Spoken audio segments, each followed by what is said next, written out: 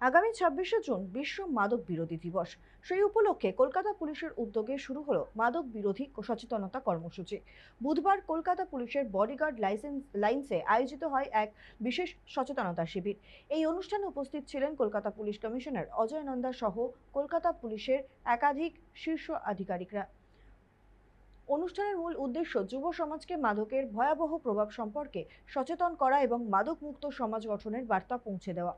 বর্তমান সময়ে মাদকাসক্তি একটি বড় সামাজিক ব্যাধিতে পরিণত হয়েছে। বিশেষ করে যুব প্রজন্মের একাংশ এই নেশার জালে জড়িয়ে পড়ছে, যা তাদের ভবিষ্যৎকে অন্ধকারের দিকে ঠেলে দিচ্ছে। সেই কারণেই বিশ্ব মাদক বিরোধী দিবসকে সামনে রেখে কলকাতা পুলিশ এই বিশেষ উদ্যোগ গ্রহণ করেছে। অনুষ্ঠানের শুরুতেই মাদক বিরোধী সচেতনতা নিয়ে একটি বিশেষ শর্ট ফিল্ম প্রদর্শন করা হয়। স্বল্প দৈর্ঘ্যের এই চলচ্চিত্রে তুলে ধরা হয় মাদকের ক্ষতিকর প্রভাব, স্বাস্থ্য ঝুঁকি এবং সামাজিক অবক্ষয় নিয়ে বিভিন্ন পোস্টার, ব্যানার ও তথ্যচিত্র। পুলিশ আধিকারিকরা সাধারণ মানুষকে মাদক সংক্রান্ত কোনো তথ্য থাকলে পুলিশের সঙ্গে যোগাযোগ করার আহ্বান জানান। পাশাপাশি তথ্যদাতার পরিচয় গোপন রাখারও আশ্বাস দেন। মাদক মুক্ত সমাজ গড়ে তুলতে সচেতনতা ও সামাজিক অংশগ্রহণের উপরই জোর দিয়েছে কলকাতা পুলিশ।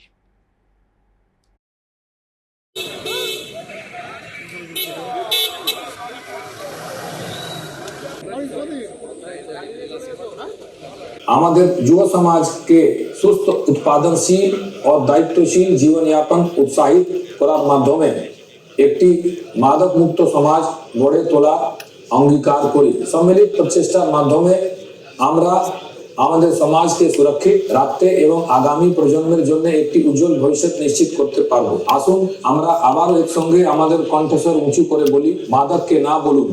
24 জুন পরশু দিন আমাদের ইন্টারন্যাশনাল অ্যান্টি ড্রাগ ডে আছে। This is the 40th anti drug day. এটা ইউনাইটেড নেশনস আমাদের 1987-এ ঘোষিত করেছিল। তার উপলক্ষে ক্যালকাটা পুলিশ উদ্যোগে একটা প্রথমবার একটা অ্যাওয়ারনেস উপরে অ্যান্টি ড্রাগ ডে উপরে একটা শর্ট ফিল্ম বানানো হয়েছে।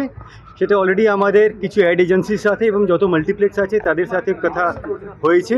They will be playing it in all their multiplexes. এটা আজ থেকে আমরা কিছুদিন এটা অ্যাওয়ারনেস ক্যাম্পেইনটা চালাবো, তাতে আমাদের যত ইউথ আছে যারা এই দিকে না যেতে পারে এবং ওদের মধ্যে এটা অ্যাওয়ারনেস থাকে কি এটা ড্রাগস কীভাবে আমাদের সোসাইটিকে হ্যাম্পার করছে, হার্ট করছে, তার উপলক্ষে এবং মোটিভেশন কি এটা ছেড়ে আমরা কীভাবে সোসাইটিকে আরও ভালো করতে পারি।